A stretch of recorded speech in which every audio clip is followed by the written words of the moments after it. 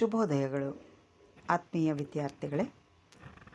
ಇಂದು ನಾವು 8ನೇ ತರಗತಿಯ ಒಂದು ವಿಜ್ಞಾನ ವಿಷಯದ ಅಧ್ಯಾಯ 11 ಜೀವಕೋಶಗಳ ರಚನೆ ಮತ್ತು ಕಾರ್ಯಗಳ ಬಗ್ಗೆ ಇಂದು ನಾವು ಅಧ್ಯಯನ ಮಾಡೋಣ. ಜೀವಕೋಶ ಅಂದರೆ ಏನು, ಅದರ ರಚನೆ ಹೇಗಿದೆ, ಆ ಜೀವಕೋಶದ ಕಾರ್ಯಗಳ ಬಗ್ಗೆ ಇಂದು ನಾವು ತಿಳ್ಕೊಳ್ಳೋಣ.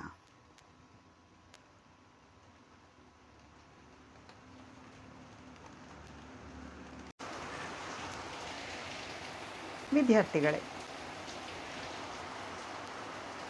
ಯಾವುದೇ ಒಂದು ಜೀವಿ ಉಂಟಾಗಿರೋದು ಜೀವಕೋಶಗಳಿಂದ ಅಂತ ನಮಗೆಲ್ಲ ಗೊತ್ತು. ನಮ್ಮ ಸುತ್ತಮುತ್ತಲೇ ಇರ್ತಕ್ಕಂತಹ ವಸ್ತುಗಳನ್ನು ನಾವು ಸಜೀವಿಗಳು ಮತ್ತು ನಿರ್ಜೀವಿಗಳು ಅಂತ ಹೇಳಿ ವಿಂಗಡಣೆ ಮಾಡಿ ನೋಡಿದಾಗ, ಜೀವಿಗಳು ಹೇಗೆ ನಿರ್ಮಾಣ ಆಗಿದ್ದಾವೆ, ಜೀವಿಗಳು ಹೇಗೆ ಮಾಡಲ್ಪಟ್ಟಿವೆ, ಅವುಗಳು ಹೇಗೆ ಕಾರ್ಯವನ್ನು ನಿರ್ವಹಿಸ್ತವೆ ಅಂತ ಹೇಳಿ ನಾವು ಒಮ್ಮೆ ಯೋಚನೆ ಮಾಡೋದಾದರೆ, ಇಲ್ಲಿ ಯಾವುದೇ ಒಂದು ಜೀವಿಯ ರಚನಾತ್ಮಕ ಹಾಗೂ ಕಾರ್ಯಾತ್ಮಕ ಮೂಲ ಘಟಕವನ್ನು ನಾವು ಜೀವಕೋಶ ಅಂತ ಹೇಳಿ ಕರಿತೀವಿ. ಜೀವಿಯು ಜೀವಕೋಶಗಳಿಂದ ಮಾಡಲ್ಪಟ್ಟಿದೆ. ಅನೇಕ ಜೀವಕೋಶಗಳು ಸೇರಿ ಒಂದು ಜೀವಿಯಾಗಿದೆ. ಈಗ ಒಂದು ಮನೆ ಕಟ್ಟಬೇಕು ಅಂತ ಹೇಳಿದ್ರೆ ಅದಕ್ಕೇನು ಬೇಕು ಹೇಳಿ, ಯೋಚನೆ ಮಾಡಿ ಮಕ್ಕಳೇ. ಇಟ್ಟಿಗೆ ಬೇಕು, ಕಲ್ಲು ಬೇಕು, ಮರಳು ಬೇಕು ಅಲ್ವಾ? ಹಾಗೆ ಮುಖ್ಯವಾಗಿ ನಮಗೆ ಬೇಕಾಗಿರ್ತಕ್ಕಂಥದ್ದು ಇಟ್ಟಿಗೆ. ಒಂದರ ಪಕ್ಕದಲ್ಲಿ ಒಂದನ್ನು ನಾವೇನು ಮಾಡ್ತೀವಿ, ಜೋಡಿಸ್ಕೊಳ್ತಾ ಹೋಗ್ತೀವಿ. ಈ ರೀತಿ ಜೋಡಿಸಿದಾಗ ನಮಗೆ ಉಂಟಾಗ್ತಕ್ಕಂಥದ್ದು ಯಾವುದು, ಮನೆ. ಹಾಗೆ ಒಂದು ಜೀವಿ ನಿರ್ಮಾಣ ಆಗಬೇಕು ಅಂತ ಹೇಳಿದ್ರೆ ಅದು ಜೀವಕೋಶಗಳಿಂದ ಮಾಡಲ್ಪಟ್ಟಿದೆ. ಜೀವಿಯ ದೇಹ ರಚನೆ ಜೀವಕೋಶಗಳಿಂದ ಮಾಡಲ್ಪಟ್ಟಿದೆ ಅಂತ ಹೇಳ್ಬೋದು. ಈಗ ಈ ಜೀವಕೋಶದ ಆವಿಷ್ಕಾರ ಹೇಗಾಯಿತು? ರಾಬರ್ಟ್ ಹುಕ್ ಅನ್ನುವಂತಹ ವಿಜ್ಞಾನಿ 1665ರಲ್ಲಿ ಒಂದು ವರ್ಧಕ ಉಪಕರಣವನ್ನು ಉಪಯೋಗಿಸ್ತಾನೆ. ಮಕ್ಕಳೇ, ವರ್ಧಕ ಉಪಕರಣ ಅಂದರೆ ನಿಮಗೆ ಗೊತ್ತಿದೆ ಅಲ್ವಾ? ವರ್ಧಕ ಉಪಕರಣ ಅಂದರೆ ವಸ್ತುವನ್ನು ಹಿಗ್ಗಿಸುವುದು ಅಥವಾ ಎನ್ಲಾರ್ಜ್ ಮಾಡಿ ತೋರಿಸುವಂಥದ್ದು. ರಾಬರ್ಟ್ ಹುಕ್ ಏನು ಮಾಡ್ತಾನೆ,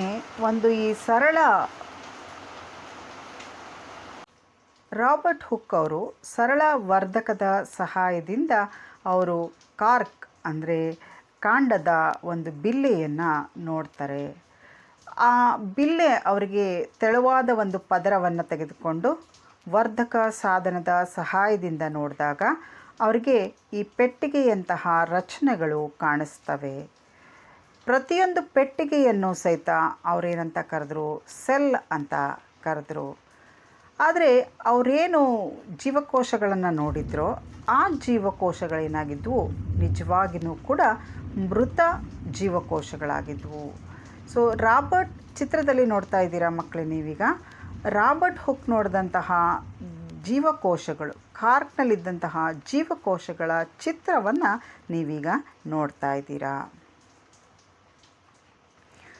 ನಿಜವಾಗ್ಲೂ ಜೀವಕೋಶಗಳ ಆವಿಷ್ಕಾರ ಯಾವಾಗಾಯಿತು ಅಂತ ಹೇಳಿದ್ರೆ, ಸುಧಾರಿತ ಸೂಕ್ಷ್ಮದರ್ಶಕಗಳನ್ನು ಯಾವಾಗ ಕಂಡುಹಿಡಿತಾರೋ ಆಗಷ್ಟೇ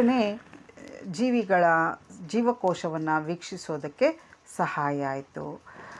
ಈ ಅತ್ಯಧಿಕ ವರ್ಧನ ಸಾಮರ್ಥ್ಯವುಳ್ಳ ಸುಧಾರಿತ ಸೂಕ್ಷ್ಮದರ್ಶಕಗಳಿಂದ ನಾವಿಂದು ಜೀವಕೋಶಗಳ ಬಗ್ಗೆ ಸಾಕಷ್ಟು ತಿಳ್ಕೊಂಡಿದ್ದೀವಿ. ಜೀವಿಗಳ ಪ್ರಪಂಚದಲ್ಲಿ ಜೀವಕೋಶಗಳು ಏನಾಗಿದ್ದರೂ ಪರಸ್ಪರ ಭಿನ್ನವಾಗಿದ್ದರೂ ಕೂಡ ಅವೆಲ್ಲವೂ ಕೂಡ ಒಂದೇ ರಚನೆ ಅಂದರೆ ಒಂದೇ ರೀತಿಯ ಕಾರ್ಯಗಳನ್ನು ನಿರ್ವಹಿಸ್ತವೆ. ಜೀವಕೋಶಗಳು ಹೇಗಿದ್ದಾವೆ ಅಂತ ಹೇಳಿದ್ರೆ, ಒಂದು ಮನೆಯಲ್ಲಿ ಇಟ್ಟಿಗೆಯ ಗೋಡೆಗಳನ್ನು ನೋಡಿದಾಗ ಹೇಗೆ ಒಂದರ ಪಕ್ಕ ಒಂದರಂತೆ ಇರುತ್ತೋ ಅದೇ ರೀತಿಯಾಗಿ ಇಲ್ಲೂ ಕೂಡ ನಾವು ಕಾಣ್ಬೋದು. ಚಿತ್ರದಲ್ಲಿ ಗಮನಿಸ್ತಾ ಇದ್ದೀರಾ ವಿದ್ಯಾರ್ಥಿಗಳೇ, ಇಟ್ಟಿಗೆ ಗೋಡೆಯನ್ನು ನೋಡಿ. ಹೇಗೆ ಇಟ್ಟಿಗೆಗಳು ಒಂದರ ಪಕ್ಕ ಒಂದು ಜೋಡಿಸಲ್ಪಟ್ಟಿದ್ದಾವೋ ಹಾಗೆಯೇ ಈರುಳ್ಳಿ ಪೊರೆಯಲ್ಲೂ ಕೂಡ ಈ ಒಂದು ಕೋಶಗಳು ಒಂದರ ಪಕ್ಕದಲ್ಲಿ ಒಂದನ್ನು ನಾವು ಗಮನಿಸ್ತೀವಿ.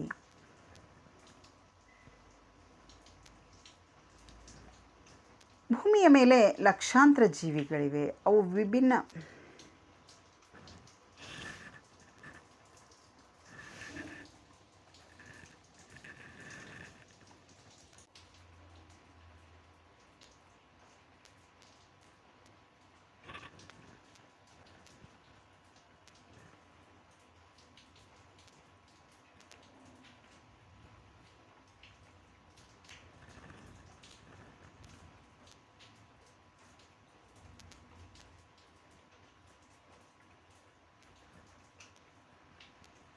ವಿದ್ಯಾರ್ಥಿಗಳೇ, ನಾವೀಗ ಸೂಕ್ಷ್ಮದರ್ಶಕ ಯಂತ್ರವನ್ನು ನೋಡ್ತಾ ಇದ್ದೀವಿ.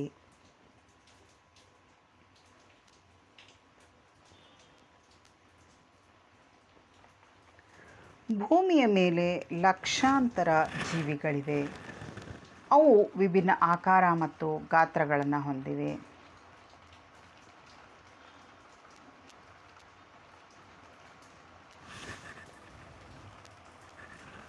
ಭೂಮಿಯ ಮೇಲೆ ಲಕ್ಷಾಂತರ ಜೀವಿಗಳಿವೆ. ಅವು ವಿಭಿನ್ನ ಆಕಾರ ಮತ್ತು ಗಾತ್ರಗಳನ್ನು ಹೊಂದಿವೆ. ಜೀವಕೋಶಗಳನ್ನು ವೀಕ್ಷಿಸಲು ಸೂಕ್ಷ್ಮದರ್ಶಕ ಯಂತ್ರಗಳನ್ನು ಬಳಸ್ತಾರೆ. ಅವು ಏನು ಮಾಡ್ತವೆ? ವಸ್ತುಗಳನ್ನು ವರ್ಧಿಸುತ್ತವೆ. ಜೀವಕೋಶಗಳ ಭಾಗಗಳನ್ನು ಅಧ್ಯಯನ ಮಾಡೋದಕ್ಕೆ ಅನೇಕ ವರ್ಣಕಗಳನ್ನು, ಬಣ್ಣಗಳನ್ನು ಬಳಸಿ ಆ ಭಾಗಗಳು ತೆಗೆದುಕೊಳ್ಳುವ ಬಣ್ಣಗಳ ಸಹಾಯದಿಂದ ಅವುಗಳ ಭಾಗಗಳನ್ನು ಗುರುತಿಸೋದಕ್ಕೆ ಸಹಾಯ ಆಗಿದೆ. ಮನುಷ್ಯನ ದೇಹದಲ್ಲಿ ವಿಭಿನ್ನ ಆಕಾರ ಗಾತ್ರಗಳಿರ್ತಕ್ಕಂತಹ ಟ್ರಿಲಿಯನ್ ಗಟ್ಟಲೆ ಜೀವಕೋಶಗಳನ್ನು ನೋಡ್ತೀವಿ. ಹಾಗೆಯೇ ಆನೆಯಂತಹ ದೊಡ್ಡ ಪ್ರಾಣಿಯಲ್ಲೂ ಸಹ, ಒಂದು ಎತ್ತರವಾದ ಮರದಲ್ಲೂ ಸಹ ಬಿಲಿಯನ್ ಮತ್ತು ಟ್ರಿಲಿಯನ್ ಜೀವಕೋಶಗಳನ್ನು ನಾವು ನೋಡ್ತೀವಿ. ಜೀವಕೋಶಗಳ ಸಂಖ್ಯೆಯ ಆಧಾರದ ಮೇಲೆ ಜೀವಕೋಶಗಳನ್ನು ನಾವು ಏಕಕೋಶ ಜೀವಿಗಳು ಮತ್ತು ಬಹುಕೋಶ ಜೀವಿಗಳು ಅಂತ ಹೇಳಿ ಕರಿತೀವಿ. ಈ ಏಕಕೋಶ ಜೀವಿಗಳು ಅಂದರೆ ಏನು? ಯಾವುದೇ ಜೀವಿ ಒಂದೇ ಕೋಶವನ್ನು ಹೊಂದಿದ್ದರೆ ಅದನ್ನು ಏಕಕೋಶ ಜೀವಿ ಅಂತ ಕರಿತೀವಿ. ಯಾವುದೇ ಜೀವಿಯು ನಿರ್ವಹಿಸುವ ಎಲ್ಲ ಕಾರ್ಯಗಳನ್ನು ಈ ಜೀವಿ ನಿರ್ವಹಿಸುತ್ತೆ. ಇಲ್ಲಿ ನಾವು ಚಿತ್ರಗಳನ್ನು ನೋಡ್ತಾ ಇದ್ದೀವಿ ಮಕ್ಕಳೇ.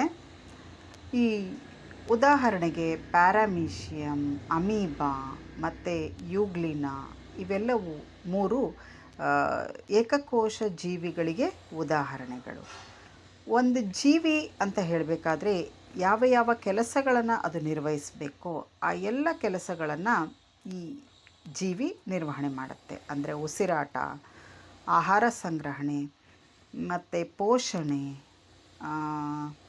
ಸಂತಾನಾಭಿವೃದ್ಧಿ, ಈ ಎಲ್ಲ ಕೆಲಸಗಳನ್ನು ಒಂದೇ ಜೀವಿ ಮಾಡ್ತಾ ಇರುತ್ತೆ. ಇನ್ನೇನಾಗುತ್ತೆ ಅಂತ ಹೇಳಿದ್ರೆ ಇಲ್ಲಿ ಬಹುಕೋಶ ಜೀವಿಗಳು ಅಂತ ಹೇಳಿ ಕರಿತೀವಿ. ಅಂದರೆ ಒಂದಕ್ಕಿಂತ ಹೆಚ್ಚು ಜೀವಕೋಶಗಳಿಂದ ಆಗಿರ್ತಕ್ಕಂತಹ ಜೀವಿಗಳಿಗೆ ನಾವು ಬಹುಕೋಶ ಜೀವಿಗಳು ಅಂತ ಹೇಳಿ ಕರಿತೀವಿ. ಈ ಬಹುಕೋಶ ಜೀವಿಗಳಲ್ಲಿ ಏನಾಗುತ್ತೆ? ಜೀವಕೋಶಗಳು ಗುಂಪಾಗಿ ಅಂಗಾಂಶಗಳಾಗ್ತವೆ. ಅಂಗಾಂಶಗಳಾಗಿ ನಾನೇನು ಹೇಳಿದ್ನಲ್ಲ, ಉಸಿರಾಟ, ಪೋಷಣೆ ಇವುಗಳನ್ನು ಗುಂಪಾಗಿ ನಿರ್ವಹಣೆಯನ್ನು ಮಾಡ್ತವೆ. ಇದನ್ನು ನಾವೇನಂತ ಕರಿತೀವಿ? ಬಹುಕೋಶೀಯ ಜೀವಿಗಳು ಅಂತ ಹೇಳಿ ಕರಿತೀವಿ. ಬಹುಕೋಶೀಯ ಜೀವಿಗಳಿಗೆ ಉದಾಹರಣೆ ನಾವು ಕಣ್ಣಿಗೆ ಕಾಣ್ತಕ್ಕಂತಹ ಸಸ್ಯಗಳು ಮತ್ತು ಪ್ರಾಣಿಗಳು, ಇವೆಲ್ಲವೂ ಕೂಡ ಬಹುಕೋಶೀಯ ಜೀವಿಗಳಿಗೆ ಉದಾಹರಣೆ. ವಿದ್ಯಾರ್ಥಿಗಳೇ, ನೀವೀಗ ಚಿತ್ರದಲ್ಲಿ ನೋಡ್ತಾ ಇದ್ದೀರಾ. ಚಿರತೆ, ಮೀನು, ಚಿಟ್ಟೆ, ಇರುವೆ, ಗೊದ್ದ ಇವೆಲ್ಲವೂ ಕೂಡ ಯಾವುದಕ್ಕೆ ಉದಾಹರಣೆಯಾಗಿದೆ? ಬಹುಕೋಶೀಯ ಜೀವಿಗಳಿಗೆ ಉದಾಹರಣೆಯಾಗಿದೆ. ಅನೇಕ ಜೀವಕೋಶಗಳನ್ನು ಹೊಂದಿದ್ದು ಇವು ಅವುಗಳ ಕಾರ್ಯವನ್ನು ನಡೆಸ್ತವೆ. ಇಲ್ಲಿ ಜೀವಕೋಶಗಳ ಆಕಾರದ ಬಗ್ಗೆ ತಿಳ್ಕೊಳ್ಳೋಣ. ಅಮೀಬಾ ಏಕಕೋಶ ಜೀವಿ, ಆದರೆ ಇದಕ್ಕೆ ಇಂಥದ್ದೇ ಅಂತ ಹೇಳಿ ನಿರ್ದಿಷ್ಟವಾದ ಆಕಾರ ಇಲ್ಲ. ಅದು ತನ್ನ ಆಕಾರವನ್ನು ಬದಲಿಸ್ತಾ ಇರುತ್ತೆ. ಯಾಕೆ ಆಕಾರವನ್ನು ಬದಲಿಸ್ತಾ ಇರುತ್ತೆ ಅಂತ ಹೇಳಿದ್ರೆ, ಆಹಾರವನ್ನು ಹಿಡಿಯೋದಕ್ಕೆ ಹೋದಾಗ ಅದು ಆ ಆಹಾರದ ಸುತ್ತ ಕಾಲುಗಳನ್ನು ಬೆಳೆಸ್ಕೊಂಡ್ಬಿಟ್ಟು ಮಿಥ್ಯಪಾದಗಳನ್ನು ಬೆಳೆಸ್ಕೊಳ್ಳುತ್ತೆ. ಅಮೀಬಾ ಚಲಿಸಿದಂತೆ ಆಹಾರ ದೇಹದ ಒಳಗಡೆ ಹೋದಂತೆ ಆ ಒಂದು ಮಿಥ್ಯಪಾದಗಳು ಕಾಣಿಸ್ಕೊಳ್ತವೆ. ಆಹಾರ ಒಳಗಡೆ ಹೋದ ತಕ್ಷಣವೇ ಆ ಮಿಥ್ಯಪಾದಗಳು ಏನಾಗ್ತವೆ, ಕಣ್ಮರೆಯಾಗ್ತವೆ. ಇಲ್ಲಿ ನೀವು ಚಿತ್ರದಲ್ಲಿ ನೋಡ್ತಾ ಇದ್ದೀರಾ, ರಕ್ತದ ಒಂದು ದುಂಡಾಗಿರ್ತಕ್ಕಂಥದ್ದು ರಕ್ತದ ಒಂದು ಜೀವಕೋಶ. ಅದೇ ರೀತಿಯಾಗಿ ನೀವಿಲ್ಲಿ ಸ್ನಾಯು ಜೀವಕೋಶವನ್ನು ನೋಡ್ತೀರಾ, ಕದರಿನ ಆಕಾರ. ನಂತರ ಸ್ಟೊಮ್ಯಾಟೋವನ್ನು ನೋಡ್ತೀರಾ, ನರಕೋಶವನ್ನು ನೋಡ್ತೀರಾ.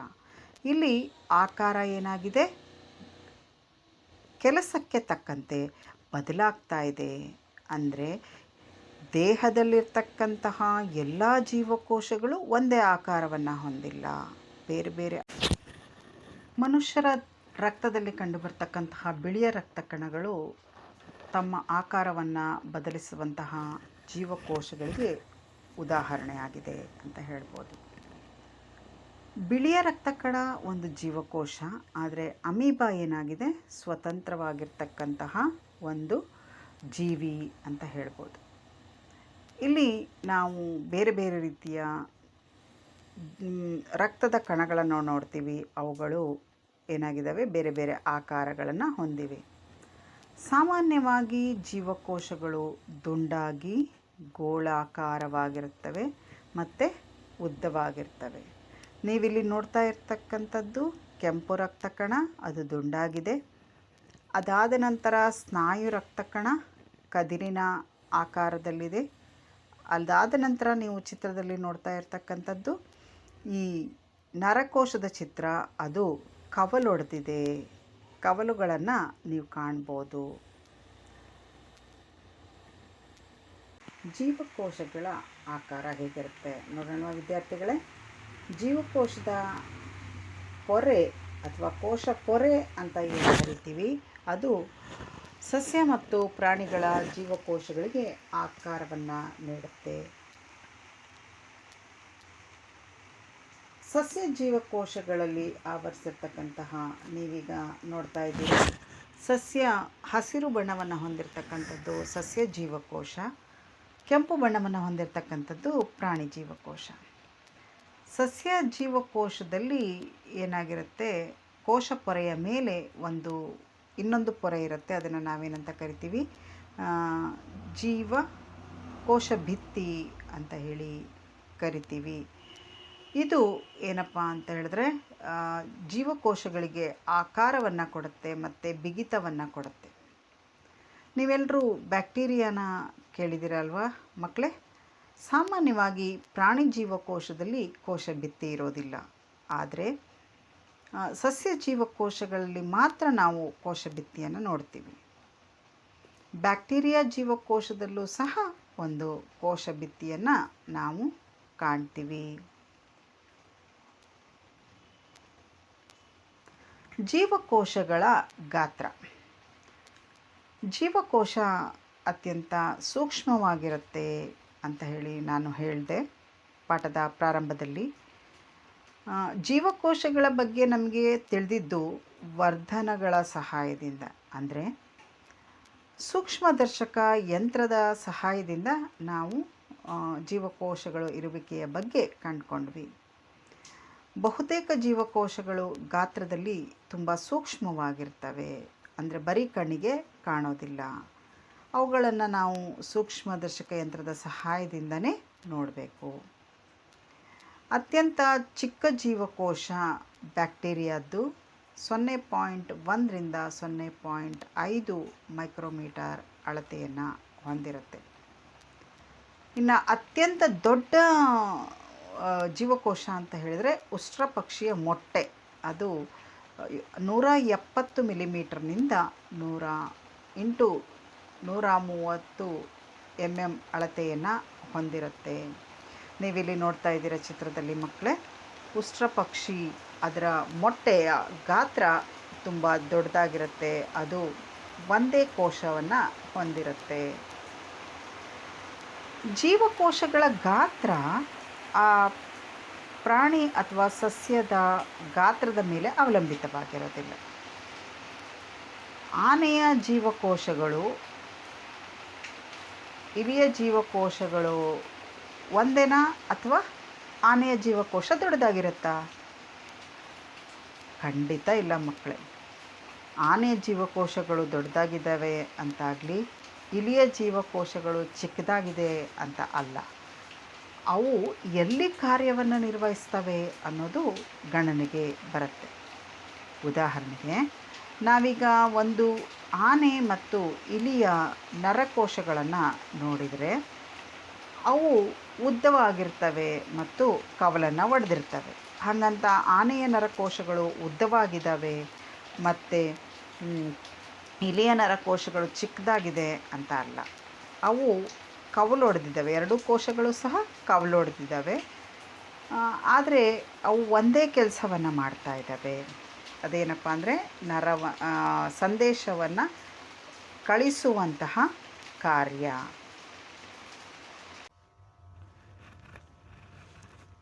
ವಿದ್ಯಾರ್ಥಿಗಳೇ, ಈಗ ಜೀವಕೋಶದ ರಚನೆ ಮತ್ತು ಕಾರ್ಯದ ಬಗ್ಗೆ ತಿಳ್ಕೊಳ್ಳೋಣ. ಪ್ರತಿಯೊಂದು ಅಂಗವು ಅಂಗಾಂಶಗಳೆಂದು ಕರೆಯಲ್ಪಡುವಂತಹ ಸಣ್ಣ ಭಾಗಗಳಿಂದ ಆಗಿದೆ. ಒಂದು ಅಂಗವು ನಿರ್ದಿಷ್ಟ ಕಾರ್ಯವನ್ನು ನಿರ್ವಹಿಸುತ್ತೆ. ಒಂದೇ ರೀತಿಯ ಜೀವಕೋಶಗಳ ಒಂದು ಗುಂಪು ಅಂತ ಹೇಳ್ಬೋದು. ಒಂದು ಅಂಗವು ಅಂಗಾಂಶಗಳಿಂದ ಆಗಿದೆ. ಈ ಅಂಗಾಂಶಗಳು ಜೀವಕೋಶಗಳಿಂದ ಆಗಿದೆ. ವಿದ್ಯಾರ್ಥಿಗಳೇ, ನೀವೀಗ ಇಲ್ಲಿ ಚಿತ್ರವನ್ನು ನೋಡ್ತಾ ಇದ್ದೀರಾ. ತಲೆಬುರುಡೆ ಒಂದು ಅಂಗ. ಅದರಲ್ಲಿ ಅನೇಕ ಅಂಗಾಂಶಗಳಿದ್ದಾವೆ. ನರಾಂಗಾಂಶ, ಸ್ನಾಯು ಅಂಗಾಂಶ, ಈ ರೀತಿ.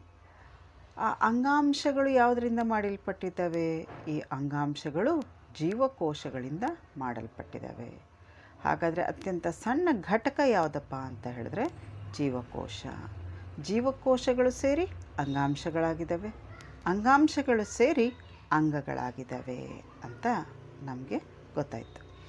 ಈಗ ಈ ಜೀವಕೋಶಗಳ ನಿರ್ದಿಷ್ಟ ರಚನೆ ಮತ್ತು ಅದರ ಭಾಗಗಳು ಹೇಗಿರುತ್ತೆ ಅಂತ ನಾವು ನೋಡೋಣ. ಜೀವಕೋಶದ ಮುಖ್ಯ ಭಾಗಗಳ್ಯಾವು ಅಂದರೆ, ಜೀವಕೋಶ 3 ಮುಖ್ಯ ಭಾಗಗಳನ್ನು ಹೊಂದಿರುತ್ತೆ. ಕೋಶ ಪೊರೆ, ಕೋಶ ದ್ರವ್ಯ ಮತ್ತು ಕೋಶ ಕೇಂದ್ರ ಅಂತ ಹೇಳ್ಬೋದು. ಕೋಶ ಪೊರೆ. ಕೋಶ ಪೊರೆ ಏನಪ್ಪ ಅಂತ ಹೇಳಿದ್ರೆ ಜೀವಕೋಶದ ಅತ್ಯಂತ ಹೊರ ಪೊರೆ ಅಥವಾ ಹೊರ ಪದರ ಅಂತ ಹೇಳ್ಬೋದು. ಕೋಶ ಪೊರೆ ಏನು ಮಾಡುತ್ತೆ? ಜೀವಕೋಶಗಳನ್ನು ಪರಸ್ಪರ ಅಂದರೆ ಒಂದು ಜೀವಕೋಶವನ್ನು ಇನ್ನೊಂದು ಜೀವಕೋಶದಿಂದ ಪ್ರತ್ಯೇಕಿಸುತ್ತೆ. ಅದರ ಸುತ್ತ ಮಾಧ್ಯಮದಿಂದ ಅಂದರೆ ಬೇರೆ ವಸ್ತುಗಳಿಂದನೂ ಕೂಡ ಇದು ಏನು ಮಾಡುತ್ತೆ? ಪ್ರತ್ಯೇಕಿಸುತ್ತೆ. ಪ್ರತಿಯೊಂದು ಜೀವಕೋಶ ಕೂಡ ಕೋಶ ಪೊರೆಯಿಂದ ಆವೃತವಾಗಿರುತ್ತೆ. ಕೋಶ ಪೊರೆಯನ್ನು ನಾವೇನು ಹೇಳ್ಬೋದು? ಒಂದು ಮನೆಯ ಕಾಂಪೌಂಡಿಗೆ ಹೋಲಿಸ್ಬೋದು. ಸೊ ಒಂದು ಮನೆಯ ಒಂದು ಕಾಂಪೌಂಡ್ ಏನು ಮಾಡುತ್ತೆ? ಅದು ಆ ಮನೆಯ ಒಂದು ಅಳತೆಯನ್ನು ತೋರಿಸೋ ಹಾಗೆ ಕೋಶ ಪೊರೆ ಏನಪ್ಪ ಅಂದರೆ ಒಂದು ಬೌಂಡ್ರಿಯನ್ನು ಫಿಕ್ಸ್ ಮಾಡುತ್ತೆ. ಕೋಶ ಪೊರೆ ಏನಪ್ಪ ಅಂದರೆ ಸೂಕ್ಷ್ಮ ರಂಧ್ರಗಳಿಂದ ಆಗಿದೆ. ಅದು ಒಳಗಡೆ ಬರ್ತಕ್ಕಂತಹ ಹೊರಗಡೆ ಹೋಗ್ತಕ್ಕಂತಹ ವಸ್ತುಗಳ ಚಲನೆಗೆ ಅನುವು ಮಾಡಿಕೊಡುತ್ತೆ. ಆದ್ದರಿಂದ ಇದನ್ನು ನಾವು ಯಾವುದಕ್ಕೆ ಹೋಲಿಸ್ಬೋದು ಹೇಳಿ? ಇದನ್ನು ನಾವು ಒಬ್ಬ ವಾಚ್ಮ್ಯಾನಿಗೆ ಹೋಲಿಸ್ಬೋದು ಅಲ್ವಾ? ವಾಚ್ಮ್ಯಾನ್ ಏನು ಮಾಡ್ತಾನೆ? ಯಾರು ಆ ಕಾಂಪೌಂಡಿನ ಒಳಗಡೆ ಬರ್ತಾರೆ, ಯಾರು ಆ ಕಾಂಪೌಂಡಿನಿಂದ ಹೊರಗಡೆ ಹೋಗ್ತಾರೆ, ಅವರನ್ನು ಇವರೇನು ಮಾಡ್ತಾರೆ? ವಿಚಾರಿಸಿ ನಂತರ ಅದನ್ನು ಹೊರಗಡೆ ಹೋಗೋಕ್ಕೆ ಮತ್ತು ಒಳಗಡೆ ಬರೋದಕ್ಕೆ ಅವಕಾಶ ಮಾಡಿಕೊಡ್ತಾರೆ. ಅದೇ ರೀತಿ ಕೋಶ ಪೊರೆಯಲ್ಲೂ ಕೂಡ ಒಬ್ಬ ವಾಚ್ಮ್ಯಾನ್ ಅಂತ ಹೇಳ್ಬೋದು. ಯಾಕೆಂದರೆ ಅದು ಅವಕಾಶವನ್ನು ಮಾಡುತ್ತೆ. ಒಳಗೆ ಬರ್ತಕ್ಕಂತಹ ಹೊರಗಡೆ ಹೋಗ್ತಕ್ಕಂತಹ ವಸ್ತುಗಳಿಗೆ ಅವಕಾಶ ಮಾಡಿಕೊಡುತ್ತೆ. ಇನ್ನು ನಾವು ಈರುಳ್ಳಿ ಕೋಶ ಅಂತ ಹೇಳಿದ್ರೆ ಈರುಳ್ಳಿ ಕೋಶ ಏನಪ್ಪ, ಒಂದು ಸಸ್ಯ ಜೀವಕೋಶ ಅಲ್ವಾ. ಈ ಸಸ್ಯ ಜೀವಕೋಶ ಏನಪ್ಪ ಅಂದರೆ ಕೋಶ ಭಿತ್ತಿಯಿಂದ ಆವೃತವಾಗಿದೆ. ವಿದ್ಯಾರ್ಥಿಗಳೇ ಇಲ್ಲಿ ನೋಡ್ರಿ, ನಾವು ಚಿತ್ರವನ್ನು ನೋಡ್ತಾ ಇದ್ದೀವಿ.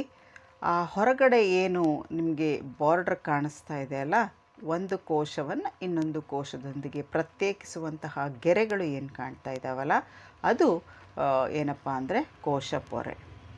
ಅದರ ಮಧ್ಯದಲ್ಲಿ ದುಂಡಾದ ಆಕಾರ ಇದೆ, ಅದು ಕೋಶ ಕೇಂದ್ರ.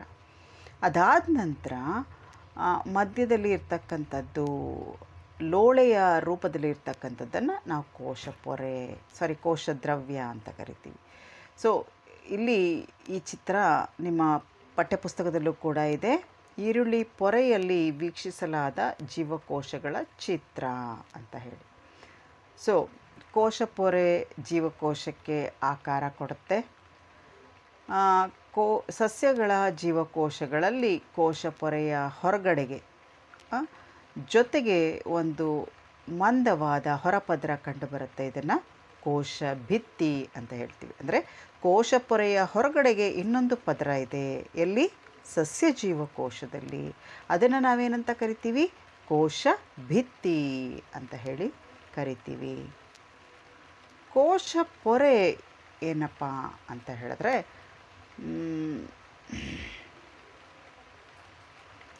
ಸಸ್ಯಗಳಿಗೆ ರಕ್ಷಣೆಗೆ, ಅಂದರೆ ಕೋಶ ಭಿತ್ತಿ ಏನಾಗಿದೆ ಕೋಶ ಪೊರೆಯ ಹೊರಗಡೆ ಇದೆ ಅಂತ ಹೇಳಿ ಕರಿತೀವಿ. ಇದು ಏನಕ್ಕೆ? ರಕ್ಷಣೆಗೆ ಅಗತ್ಯವಾಗಿದೆ. ಉಷ್ಣತೆಯಲ್ಲಿನ ಏರಿಳಿತ, ಗಾಳಿಯ ಅಧಿಕ ವೇಗ, ವಾತಾವರಣ ತೇವಾಂಶಗಳಿಂದ ಕೂಡಿದ್ದಾಗ ಸಸ್ಯ ಜೀವಕೋಶಗಳಿಗೆ ಅಗತ್ಯವಿದೆ. ವಿದ್ಯಾರ್ಥಿಗಳೇ, ಒಂದು ನಾವು ಗಮನದಲ್ಲಿಟ್ಕೋಬೇಕು, ಸಸ್ಯ ತನ್ನ ಸುತ್ತಲಿನ ಪ್ರದೇಶದಲ್ಲಿ ಯಾವುದೇ ಒಂದು ಬದಲಾವಣೆ ಉಂಟಾದರೂ ಕೂಡ ಆ ಬದಲಾವಣೆಯನ್ನು ಅದು ತಡ್ಕೊಳ್ಳೋ ಹಾಗಿರಬೇಕು.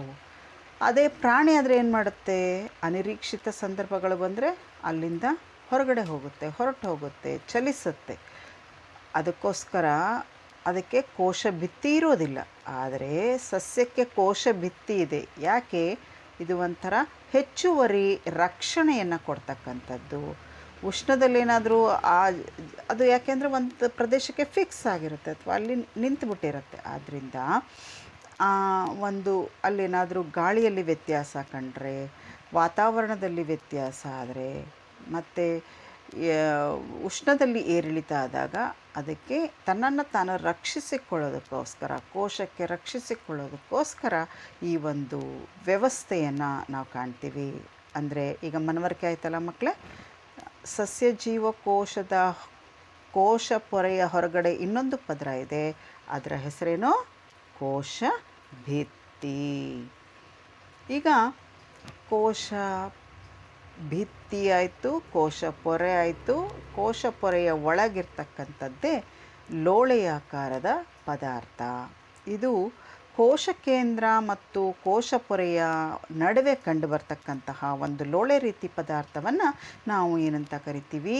ಕೋಶ ದ್ರವ್ಯ ಅಂತ ಹೇಳಿ ಕರಿತೀವಿ.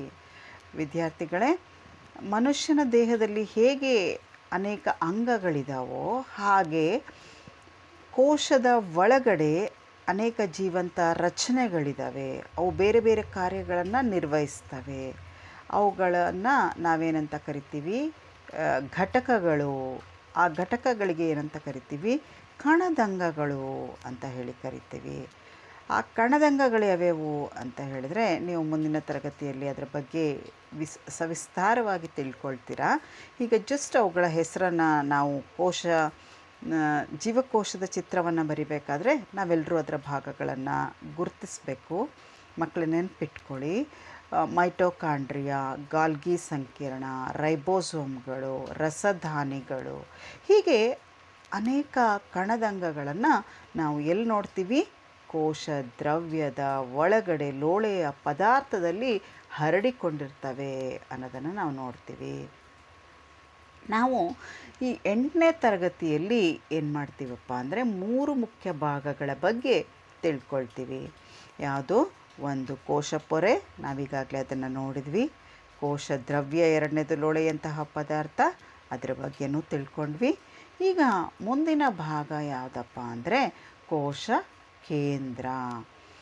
ಜೀವಕೋಶದಲ್ಲಿ ಮಧ್ಯದಲ್ಲಿ ಚಿತ್ರ ನೋಡ್ತಾ ಇದ್ದೀರಲ್ವ ಮಕ್ಕಳೇ, ಜೀವಕೋಶದಲ್ಲಿ ಮಧ್ಯದಲ್ಲಿ ಒಂದು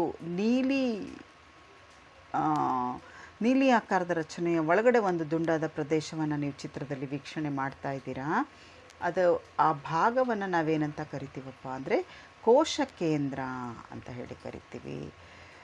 ಕೋಶದ ಮಧ್ಯಭಾಗದಲ್ಲಿ ದುಂಡಾದ ರಚನೆಯನ್ನು ಕೋಶ ಕೇಂದ್ರ ಅಂತ ಕರಿತೀವಿ. ಕೋಶ ಕೇಂದ್ರ ಪೊರೆ ಇದೆ. ಆ ಕೋಶ ಕೇಂದ್ರದ ಸುತ್ತ ಒಂದು ಪೊರೆಯನ್ನು ನೀವು ಕಾಣ್ತೀರ, ಗಮನಿಸ್ತಾ ಇದ್ದೀರಾ ಮಕ್ಕಳೇ.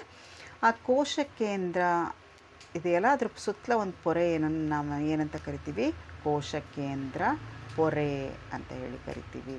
ಇದು ಕೋಶ ಕೇಂದ್ರವನ್ನು ಕೋಶ ದ್ರವ್ಯದಿಂದ ಪ್ರತ್ಯೇಕಿಸುತ್ತೆ. ಕೋಶ ದ್ರವ್ಯ ಕೋಶ ಕೇಂದ್ರದ ಹೊರಗಡೆ ಇದೆ ಅಲ್ವಾ. ಸೊ ಇದು ಕೋಶ ಕೇಂದ್ರದಿಂದ ಕೋಶ ದ್ರವ್ಯವನ್ನು ಪ್ರತ್ಯೇಕಿಸುವ ಒಂದು ಪೊರೆ ಯಾವುದು, ಕೋಶ ಕೇಂದ್ರ ಪೊರೆ. ಈ ಪೊರೆಯಲ್ಲೂ ಕೂಡ ಏನಿದೆ, ಸೂಕ್ಷ್ಮ ರಂಧ್ರಗಳಿದೆ. ಕೋಶದ್ರವ್ಯ ಮತ್ತು ಕೋಶ ಕೇಂದ್ರದ ಒಳಭಾಗದಲ್ಲಿ, ಸೊ ನೀವು ನೋಡ್ತಾ ಇದ್ದೀರಾ, ಕೋಶ ಕೇಂದ್ರದ ಒಳಭಾಗದಲ್ಲೂ ಜಾಗ ಇದೆ ಮತ್ತು ಅದರ ಹೊರಗಡೆ ಕೋಶದ್ರವ್ಯವನ್ನು ನಾವು ಕಾಣ್ತಾ ಇದ್ದೀವಿ. ಸೊ ಆ ಕೋಶದ್ರವ್ಯದ ಮಧ್ಯೆ ವಸ್ತುಗಳ ಚಲನೆಗೆ ಈ ಒಂದು ಕೋಶ ಕೇಂದ್ರ ಪೊರೆಯಲ್ಲಿರ್ತಕ್ಕಂತಹ ರಂಧ್ರಗಳು ವಸ್ತುಗಳ ಚಲನೆಗೆ ಅವಕಾಶವನ್ನು ಮಾಡಿಕೊಡ್ತವೆ. ಈಗ ನಾವು ಕೋಶ ಕೇಂದ್ರದ ರಚನೆಯನ್ನು ನೋಡೋಣ. ಕೋಶ ಕೇಂದ್ರ ಚಿತ್ರವನ್ನು ಗಮನಿಸಿ ಮಕ್ಕಳೇ. ಕೋಶ ಕೇಂದ್ರ ಕಾಣಿಸ್ತಾ ಇದೆ, ಕೋಶ ಕೇಂದ್ರದ ಪೊರೆಯು ಕಾಣಿಸ್ತಾ ಇದೆ. ಪೊರೆಯ ಮಧ್ಯದಲ್ಲಿ ಅಲ್ಲಲ್ಲಿ ಗ್ಯಾಪ್ ಇದೆ, ಅಥವಾ ಗ್ಯಾಪ್ ಅಂದರೆ ರಂಧ್ರಗಳು ಕಾಣಿಸ್ತಾ ಇದ್ದಾವೆ. ಆಮೇಲೆ ಕೋಶ ಕೇಂದ್ರದ ಒಳಗಡೆ ಒಂದು ದುಂಡಾದ ರಚನೆಯನ್ನು, ಗೋಳಾಕಾರದ ರಚನೆಯನ್ನು ನೀವು ನೋಡ್ತಾ ಇದ್ದೀರಾ. ಇದನ್ನು ಕಿರುಕೋಶ ಕೇಂದ್ರ ಅಂತ ಹೇಳಿ ಕರಿತೀವಿ. ಆಮೇಲೆ ಕೋಶ ಕೇಂದ್ರದ ಒಳಗಡೆ ಒಂದು ಜಾಲದಂತಹ ರಚನೆ ಇದೆ. ಇದನ್ನು ನಾವೇನಂತ ಕರಿತೀವಿ, ವರ್ಣಜಾಲ ಅಂತ ಹೇಳಿ ಕರಿತೀವಿ. ಇದೇ ಮುಂದೆ ಕೋಶ ವಿಭಜನೆಯ ಸಂದರ್ಭದಲ್ಲಿ ಏನಾಗುತ್ತೆ, ವರ್ಣತಂತುಗಳಾಗಿ ಮಾರ್ಪಾಟನ್ನು ಹೊಂದುತ್ತೆ. ಈ ವರ್ಣತಂತುಗಳ ಕೆಲಸ ಏನು ಅಂತ ಹೇಳಿದ್ರೆ, ಇದು ಏನು ಮಾಡುತ್ತೆ, ವಂಶವಾಹಿಗಳನ್ನು ಹೊಂದಿರುತ್ತೆ. ನಾವೇನು ಇಂಗ್ಲೀಷಲ್ಲಿ ಜೀನ್ಸ್ ಅಂತ ಹೇಳ್ತೀವೋ ಅವುಗಳನ್ನು ಹೊಂದಿರುತ್ತೆ. ಅವು ತಂದೆ ತಾಯಿಗಳಿಂದ ಮಕ್ಕಳಿಗೆ ಗುಣಗಳನ್ನು ವರ್ಗಾವಣೆ ಮಾಡುತ್ತೆ. ಈ ತಂದೆ ತಾಯಿಗಳಿಂದ ಮಕ್ಕಳಿಗೆ ಬರುವಂತಹ ಗುಣಗಳನ್ನು ನಾವೇನಂತ ಕರಿತೀವಿ ಅಂತ ಹೇಳಿದ್ರೆ, ಅನುವಂಶೀಯ ಗುಣಗಳು ಅಂತ ಹೇಳಿ ಕರಿತೀವಿ. ಈ ಅನುವಂಶೀಯ ಗುಣಗಳ ವರ್ಗಾವಣೆಗೆ ಈ ವರ್ಣತಂತುಗಳು ಸಹಾಯ ಮಾಡ್ತವೆ. ಈ ಕೋಶ ಏನಾಗುತ್ತೆ, ಪ್ರೌಢಕೋಶವಾದಾಗ, ಸೊ ಎರಡು ರೀತಿಯ ನಾವು ಕೋಶ ವಿಭಜನೆಯನ್ನು ಗಮನಿಸ್ತೀವಿ. ಮುಂದಿನ ತರಗತಿಯಲ್ಲಿ ಅದನ್ನು ತಿಳ್ಕೊಳ್ತೀರ. ಒಂದು ಕೋಶ ಪ್ರೌಢ ಹಂತಕ್ಕೆ ಬಂದಾಗ ಅದು ವಿಭಜನೆಯನ್ನು ಹೊಂದುತ್ತೆ. ಅಲ್ಲಿ ಕೋಶ ವಿಭಜನೆ ಹೊಂದಬೇಕಾದ್ರೆ ವರ್ಣಜಾಲ ಏನಾಗುತ್ತೆ, ತಂತುಗಳಾಗಿ ಮಾರ್ಪಾಟನ್ನು ಹೊಂದುತ್ತೆ. ಈ ಕೋಶ ಕೇಂದ್ರ ಅನುವಂಶೀಯತೆಯನ್ನು ತಂದೆ ತಾಯಿಯಿಂದ ಮಕ್ಕಳುಗಳಿಗೆ ಸಾಗಿಸೋದಲ್ಲದೆ ಜೀವಕೋಶದ ಅನೇಕ ಚಟುವಟಿಕೆಗಳನ್ನು ನಿಯಂತ್ರಿಸುತ್ತೆ. ಜೀವಕೋಶದ ಎಲ್ಲ ಘಟಕಗಳನ್ನು ಒಟ್ಟಾರೆಯಾಗಿ ನಾವೇನಂತ ಕರಿತೀವಿ, ಪ್ರೋಟೋಪ್ಲಾಸಮ್ ಅಂತ ಕರಿತೀವಿ. ಹಾಗಾದರೆ ಪ್ರೋಟೋಪ್ಲಾಸಮ್ ಅಂದರೆ ಏನು? ಕೋಶ ಪೊರೆಯ ಒಳಗಿರ್ತಕ್ಕಂತಹ ಒಟ್ಟಾರೆಯಾಗಿ ಎಲ್ಲ ಪದಾರ್ಥವನ್ನು, ಕೋಶ ಕೇಂದ್ರ ಮತ್ತು ಕೋಶ ದ್ರವ್ಯವನ್ನು ನಾವೇನಂತ ಕರಿತೀವಿ, ಪ್ರೋಟೋಪ್ಲಾಸಮ್ ಅಂತ ಕರಿತೀವಿ. ಸೊ ಇದನ್ನು ಜೀವಂತ ಪದಾರ್ಥ ಅಂತಲೂ ಕೂಡ. ಸೂಕ್ಷ್ಮದರ್ಶಕದಲ್ಲಿ ನಾವು ಈರುಳ್ಳಿ ಜೀವಕೋಶಗಳನ್ನು ನೋಡಿದಾಗ ಕೋಶದ್ರವ್ಯದಲ್ಲಿ ಒಂದು ದೊಡ್ಡದಾಗಿರ್ತಕ್ಕಂತಹ ಖಾಲಿ ಇರುವ ರಚನೆಯನ್ನು ನೋಡ್ತೀವಿ. ಇದೇ ರಸದಾನಿ. ರಸದಾನಿ ಅಂದರೆ ಏನು ಅಂತ ಹೇಳಿದ್ರೆ, ಇದು ಸಂಗ್ರಹಣಾ ಕೇಂದ್ರ ಅಂತ ಹೇಳಿ ಕರಿಬೋದು. ಜೀವಕೋಶ ಆಹಾರವನ್ನು ತಯಾರಿಸಿಕೊಳ್ಳುತ್ತೆ. ಆದ್ದರಿಂದ ದೊಡ್ಡದಾಗಿರ್ತಕ್ಕಂತಹ ರಸದಾನಿಗಳು ಸಾಮಾನ್ಯವಾಗಿ ಸಸ್ಯ ಜೀವಕೋಶದಲ್ಲಿ ಕಂಡುಬರ್ತವೆ. ಪ್ರಾಣಿ ಜೀವಕೋಶದಲ್ಲಿ ರಸದಾನಿಗಳು ಏನಾಗಿರ್ತಾವಪ್ಪ ಅಂದರೆ ಚಿಕ್ಕದಾಗಿರುತ್ತೆ.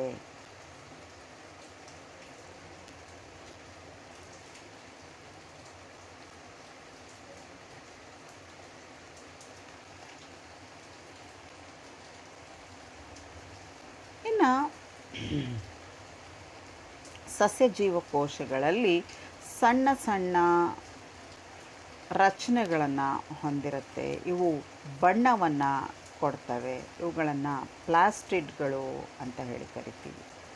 ಇನ್ನು ಹಸಿರು ಸಸ್ಯಗಳಲ್ಲಿ ಪತ್ರಹರಿತ್ತು ಎಂಬ ಹಸಿರು ವರ್ಣಕವನ್ನು ಹೊಂದಿರತಕ್ಕಂತಹ ಪ್ಲಾಸ್ಟಿಡ್ಗೆ ನಾವು ಕ್ಲೋರೋಪ್ಲಾಸ್ಟ್ ಅಂತ ಹೇಳಿ ಕರಿತೀವಿ.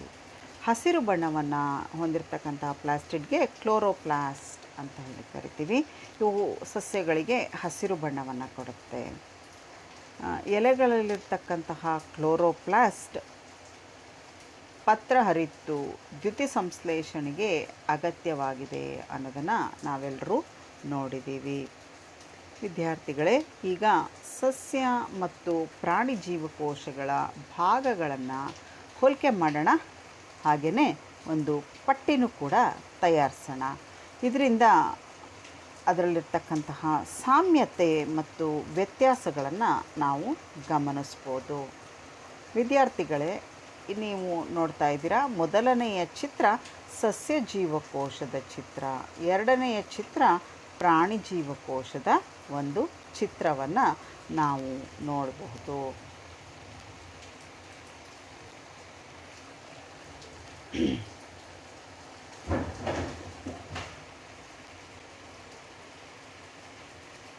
ಈಗ ಇಲ್ಲಿ ವ್ಯತ್ಯಾಸವನ್ನು ನಾವು ನೋಡೋಣ. ಭಾಗಗಳು ಮತ್ತು ವ್ಯತ್ಯಾಸ.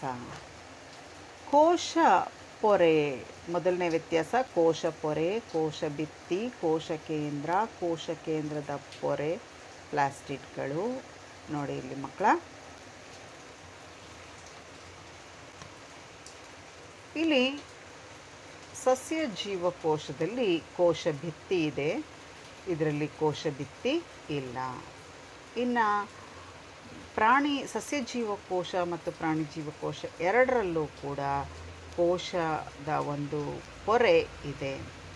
ಇನ್ನು ಸಸ್ಯ ಜೀವಕೋಶದಲ್ಲಿ ರಸದಾನಿ ಏನಾಗಿದೆ, ದೊಡ್ಡದಾಗಿದೆ.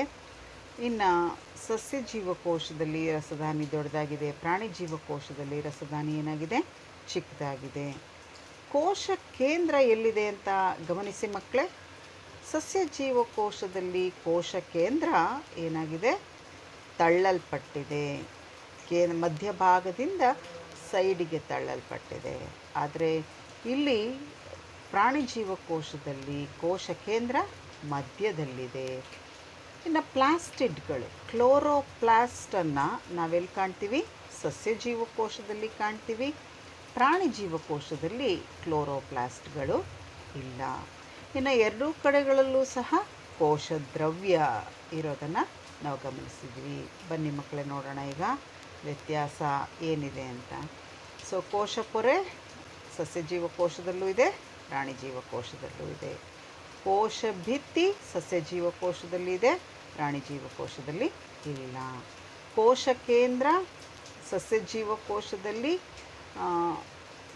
ಕೇಂದ್ರ ಭಾಗದಿಂದ ಹೊರಗಡೆ ಇದೆ, ಅಂದರೆ ಕೇಂದ್ರದಿಂದ ತಳ್ಳಲ್ಪಟ್ಟಿದೆ. ಪ್ರಾಣಿ ಜೀವಕೋಶದಲ್ಲಿ ಏನಿದೆ, ಕೇಂದ್ರ ಭಾಗದಲ್ಲಿದೆ. ಕೋಶ ಕೇಂದ್ರ ಪೊರೆ ಎರಡರಲ್ಲೂ ಇದೆ. ಕೋಶ ದ್ರವ್ಯ ಸಸ್ಯ ಜೀವಕೋಶದಲ್ಲೂ ಇದೆ, ಪ್ರಾಣಿ ಜೀವಕೋಶದಲ್ಲೂ ಇದೆ. ಪ್ಲಾಸ್ಟಿಡ್ಗಳು ಈ ಸಸ್ಯ ಜೀವಕೋಶದಲ್ಲಿ ಇದ್ದಾವೆ, ಪ್ರಾಣಿ ಜೀವಕೋಶದಲ್ಲಿ ಇಲ್ಲ. ರಸದಾನಿಗಳು ಸಸ್ಯ ಜೀವಕೋಶದಲ್ಲೂ ಇದ್ದಾವೆ, ಪ್ರಾಣಿ ಜೀವಕೋಶದಲ್ಲೂ ಇದ್ದಾವೆ. ಆದರೆ ಸಸ್ಯ ಜೀವಕೋಶದಲ್ಲಿ ದೊಡ್ಡದಾಗಿದೆ, ಪ್ರಾಣಿ ಜೀವಕೋಶದಲ್ಲಿ ಏನಾಗಿದೆ, ಚಿಕ್ಕದಾಗಿದೆ.